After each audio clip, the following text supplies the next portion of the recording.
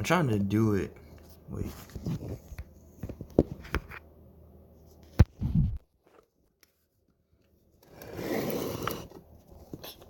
Can't charge this darn phone and have it like this.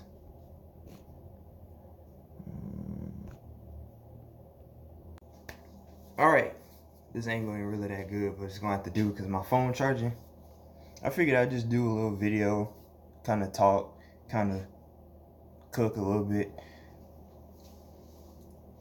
I had more energy when I was recording. Let me turn on the light.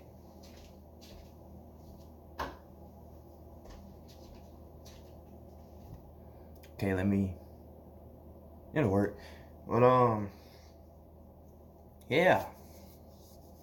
Since I had Steak and Shake like 2 weeks ago, I had a Royale burger. It's basically whatever they put on there with egg in a burger. So I figured I'd make that. And I've been wanting to kind of make a YouTube video for the past couple of days, just kind of talking about my different thoughts. So I figured this would be good. My phone's on the verge of dying though, and it sucks. Come on, it sucks trying to charge it because my phone is to the point. My phone and my charger is to the point where you have to charge it at a certain angle, and the angle that it's sitting at is like barely cutting it, and I'm sure it's not going to charge that much since I'm recording right now. But I'm gonna just splice this up into parts. I already made the burgers. I don't have the box, but my mom got me these, like, I think it's like bacon and aged cheddar burgers. So I already made them the other day. I'm gonna preheat the oven. I'm gonna preheat the oven to make the fries, and then I'm gonna cook the eggs. And what I'm gonna put on, I'm gonna put mayonnaise or Miracle Whip, like we got, ketchup, pickles, and cheese. I was originally just gonna do 2 burgers and the eggs, but I'm gonna do 1 big burger with 2 patties, 2 buns, 2 stacks of eggs. So I'm gonna do a fried egg, because normally I do scrambled eggs, but scrambled obviously doesn't mismatch with a burger when you're trying to combine it. So I'm gonna put bread. I use regular bread. I'm not a hamburger bread type person. I'm putting bread. So it's gonna be bread, mayonnaise, ketchup. I could put pickles at the bottom too. So pickles, burger. No, I'm gonna put the egg on there first, then the burger. Another egg, another burger, cheese, mustard. I got some Chipotle mustard my mom got me. Then pickles again, ketchup, mayonnaise, top bun, and fries. So I'm gonna get the fries.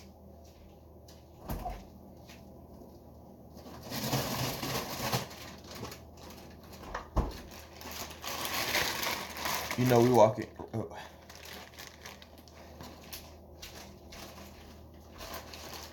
You already know we're rocking Walmart brand, because, you know, Walmart has been a staple of this household since forever. Since we got rich enough to get Walmart. It used to be like Save-A-Lot and Food Lion when Food Lion was still in business. I would say preheat to 425, so that's what I'm gonna do. Blah, blah, blah. Now what I do, because I don't really know if this really makes that much of a difference, but when I put my fries on the pan, I season the pan first, and then I put the seasoning on top before I even cook it. I feel like it's supposed to cook the seasoning into the fries, but it don't taste like it does. So let me see. But I really wanted to do like a talking cook, but I'm not trying to have this video be like 30 minutes long, because I preheat my fries for like 25 minutes. No, I don't preheat it. I cook them for about 25, because I feel like they're never thoroughly cooked, especially when you got some fries that's kind of thick like these. And just so we all know, I'm not a professional, obviously, but I try a little bit. I seasoned the burgers already with I use salt, pepper, minced onions, and garlic, because those are the only 4 seasonings that I really use. I use seasoning salt, but we have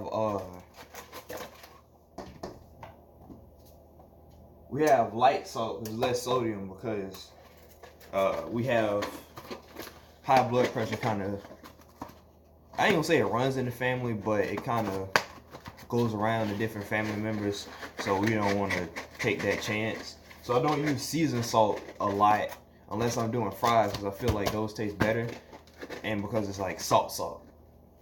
I don't need this anymore.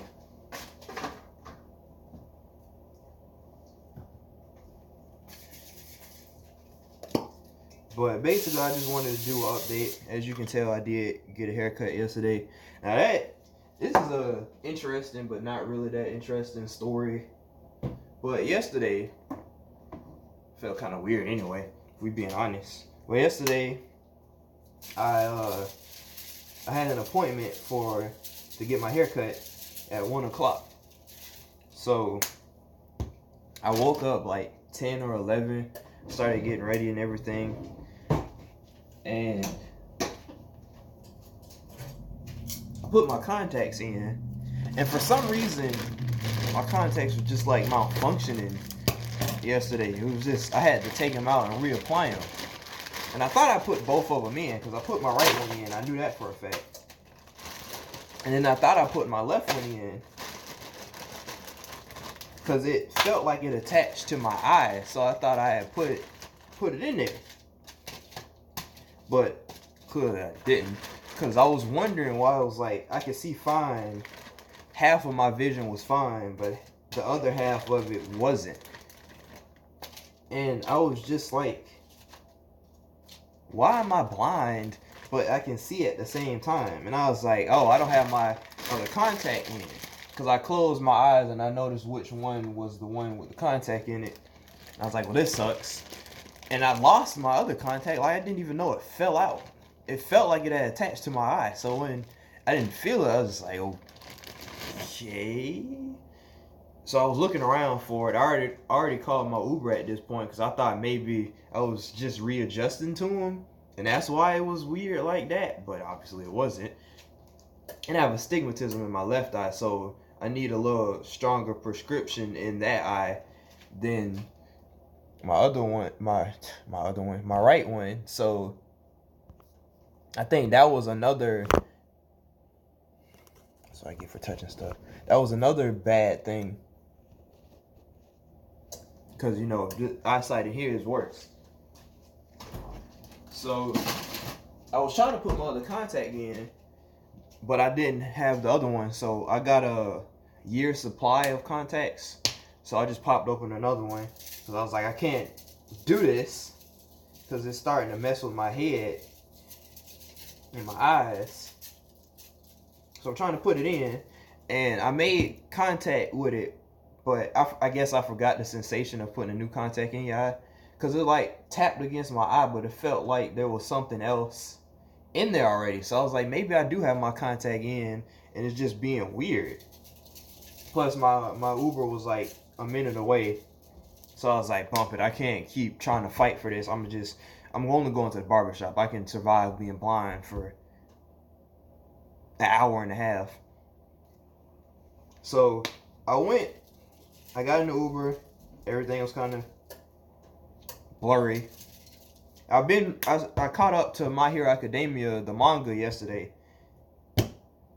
Let me tell you, I'm not gonna do no spoilers, but I've caught up. I forgot which chapter I was on that I left off with. I think it was like 220 or something. We're at 251 currently, and I think a new chapter comes out today. Y'all.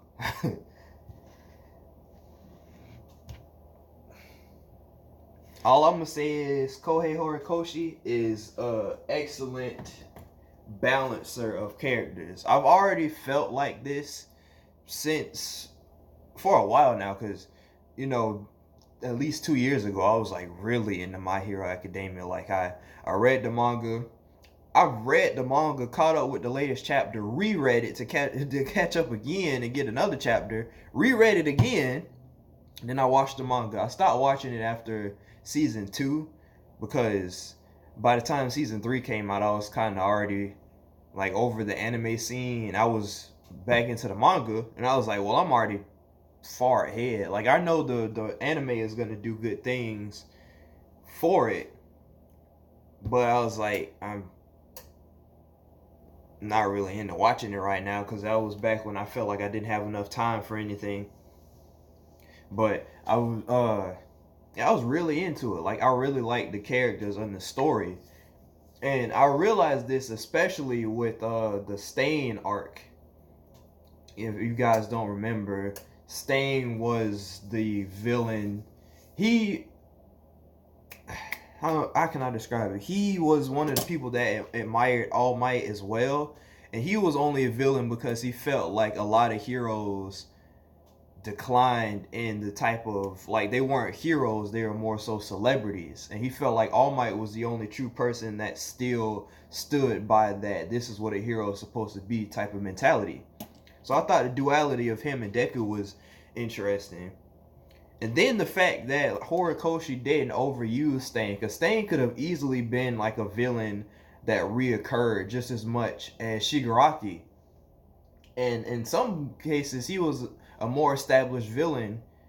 He was a more established villain than Shigaraki at the time, it felt like. But the more you realize it, like for anybody who's watched season 3, you guys already know what happened with All Might and One for All. Woo! See, I'm gonna do 25 minutes. Oh shoot. Okay, go ahead. Alright, 25 minutes. I'm thinking around 10. I might start cooking the eggs.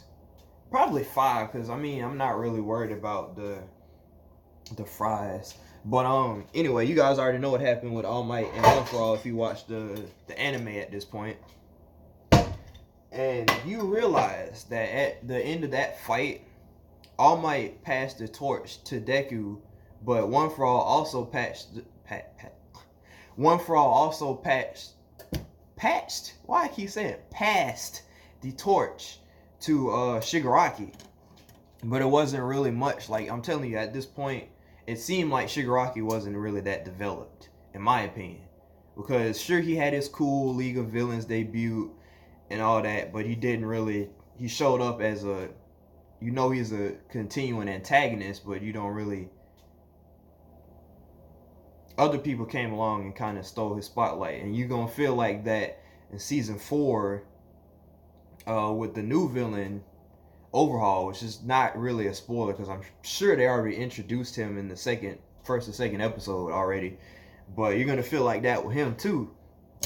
And I felt like Stain was such a good villain, but I also felt like the way Horikoshi went about his character was good too, because he changed the views of the heroes and the villains, and then he got captured, and that was the last we've heard of Stain. Like the only thing you got was Dabi, Toga, and Spinner.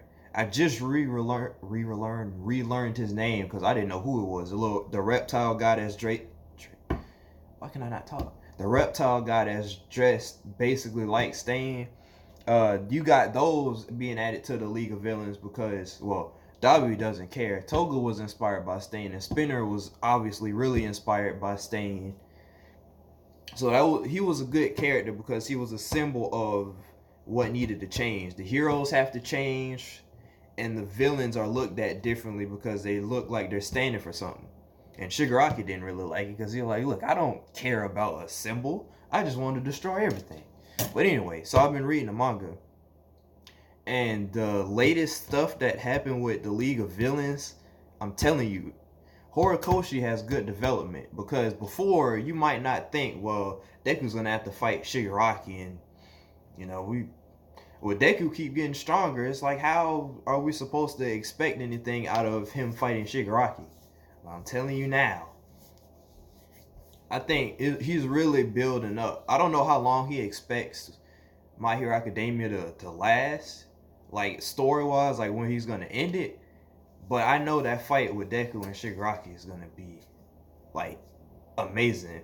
Because I really started liking the League of Villains even more this arc that just passed, because they're starting a new one now. But the arc that just passed in the manga, I'm really starting to like the League of Villains more, because they actually got some development, which is good. Because you can't have an antagonist that doesn't get developed as much as the protagonist, especially when they're polar opposites. Because Deku looks up to All Might and the hope that he provides in every citizen, whereas Shigaraki is following One for All and just wants to destroy everything. And I want to say he wants to change the world, but I don't even think he cares too much about that. He just wants to destroy everything because that's what he feels is his nature. But anyway, I done did enough nerd rambling with that. And I forgot I was telling a story. Anyway, back to the barbershop. So I went to the barbershop. Can't see. There was one dude already in the chair, because I have one particular barber that I go to, because he's the only one you can book on the app that I use. But he already had somebody in the chair. There was a girl sitting over there.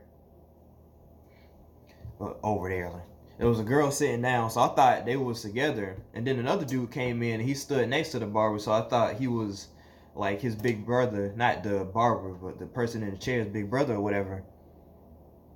So I'm sitting down. It's been like 10 minutes. And then I hear, "You ready?" And I was like, "Yeah." So I got up. I took my headphones out. I sat in the chair. I kid you not. Almost like a minute after I sat in the chair, the last person I expected to see that day came out. And for those of you who know, I did a video a long time ago about basically cutting off this friend. That was like the start of my emotional breakthrough with a lot of different things. But that was like the worst I felt, the most anger I felt. Well, at that point, I've been angrier. But yeah, that person in that video, that they came out from the back, and I just looked, and I was like, I already can't see. My eyes are already effing up. And I just looked, and she looked at me, and we did and just went on about our business. And I was like, wow, that's crazy, ain't it? And another side note, you can see my hairline is nice. It wasn't before, because I was gonna get my hair cut like a long time ago. Originally, what I was gonna do, I was gonna cut it all off. I was gonna get rid of it because I was tired of having hair.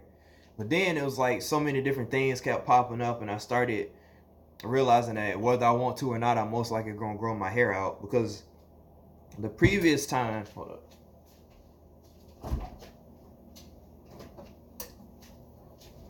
One, I've been bad at saving money. So the last time it got canceled, I was like, that must be God telling me, look, you don't even need to do that. Because I have to Uber there, Uber back, and I have to pay obviously I have to pay the barber. So I was kind of down bad at that point. So I was kind of glad that it got canceled. And I was like, well, because at that point I started having, the extra hairs when you need to get taped up.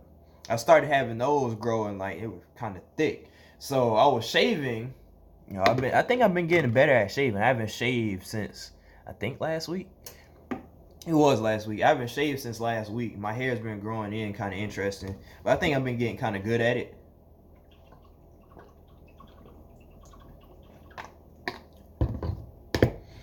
But I was shaving. I was like, I could just even it up myself.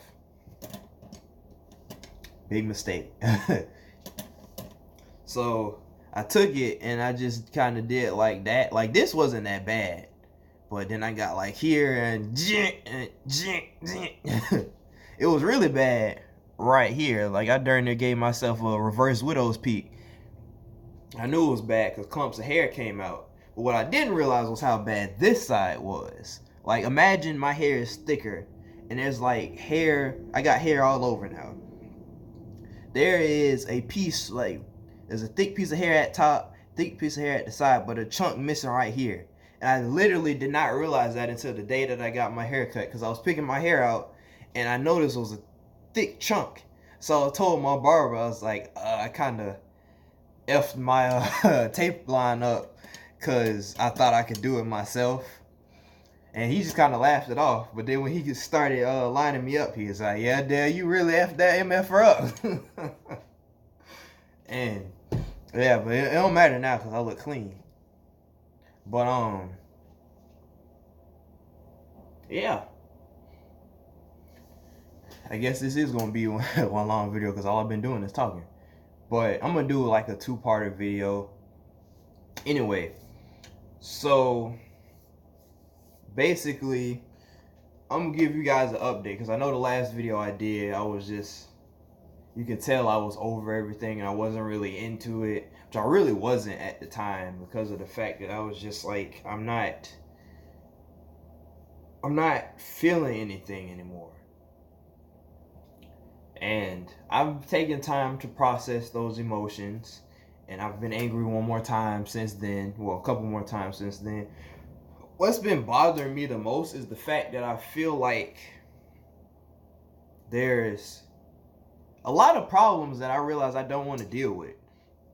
Now, one thing I'll say about me as a person, I've been the type of person that would, I'm not going to say just get into anybody's drama, but I was definitely one of those people that you could have a listening ear, that would lend a listening ear, because I always tried to help people. I was one of those fixers, you know. I had a big heart, and I tried to help people out as best as I could, dealing with their own problems. And I realized a while ago that dealing with a lot of people's problems brings their demons to your mind. When you're not a stable being mentally, your emotions are going to be affected heavily by what you know about other people when you care too much. And that's always been my problem. I've been more invested in other people's problems than my own, which is why I'm always frustrated when it backfires on me, because it's like I've took the time to try to help and shape things to be better for you, but when it's my turn, nobody's really there to say, hey, look, I got you the same way you had me. And the most frustrating part about that was the fact that, I already knew that.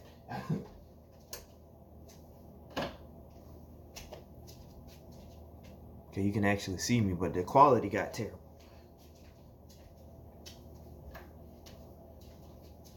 But yeah, I already knew that with the people. That's why the person I was talking about earlier, that's why it was the most frustrating, because I always had that feeling that I already knew that we weren't going to really be friends like that forever.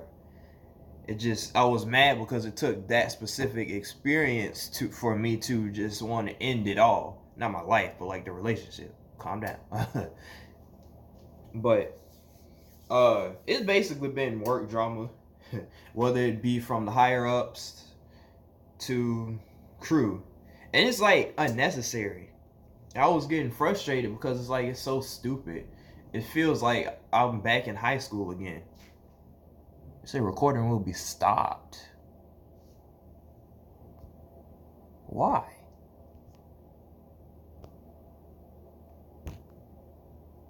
Somebody trying to call me.